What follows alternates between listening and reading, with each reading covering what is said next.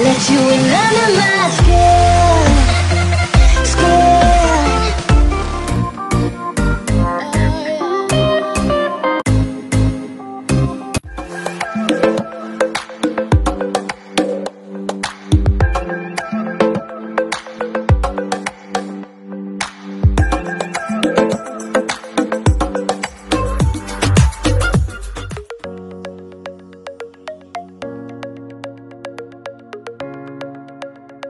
Mo para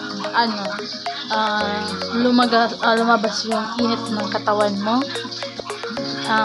para lalabas yung init, iligo mo yung katawan mo, iligo mo siya kasi diba yun ang advice din ng doktor, iligo mo lang, mawawala yung trangkaso mo.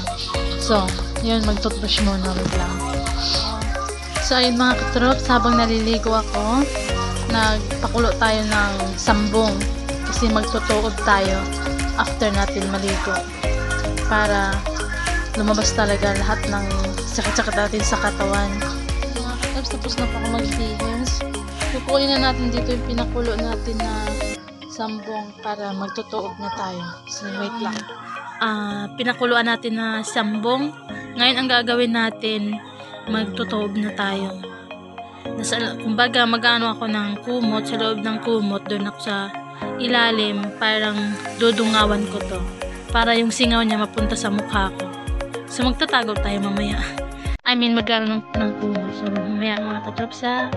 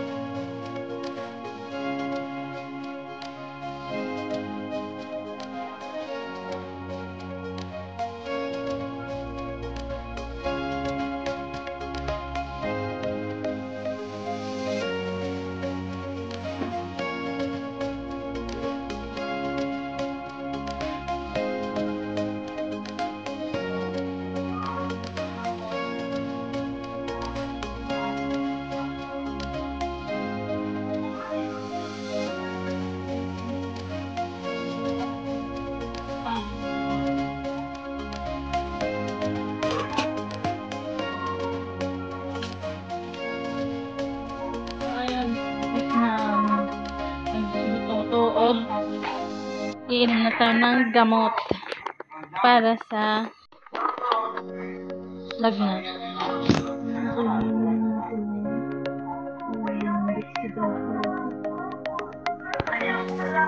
Medyo lang kasi magtitinintay na ito.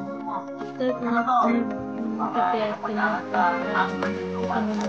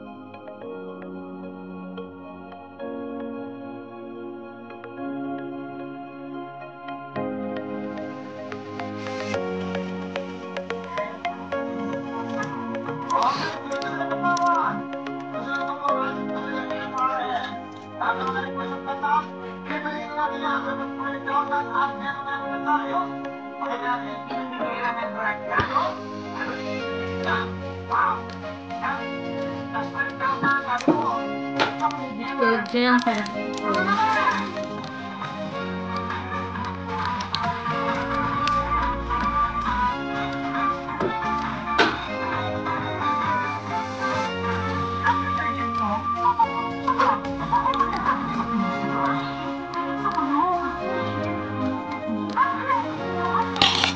So, ayun mga ka-troops. Okay na po ako. Wala na po yung lagnat po sa katawan. Dahil sa ginawa kong yun, yung remedy na sa unang video. So, sana nakapagbigay din ng kunting alam sa isang self-remedy or tips paano hindi magtagal ang trangkaso sa katawan natin. Ano lang kasi ako noon, parang kasi nung nagparehistro kasi ako na arawan, parang kasi maaraw yung time na yun. Yung pag uwi ko sa bahay, kinagabihan na ano na siya, na parang iba na yung pakiramdam. So yun ang ginawa ko para hindi magtagal, hindi maano sa ating katawan yung trangkas, hindi mamamahal, charot. So yun, sana may nakunan tayong kunting ano. Yun lang gagawin nyo rin kung baka sakali trangkasuhin din kayo. Di naman natin maiwasan lalo na pag yung panahon pa iba-iba kasi. So yun lang ang gawin nyo din para tawag dito, para di magtagal. So yun lang. So maraming salamat sa panonood. Hanggang sa muli.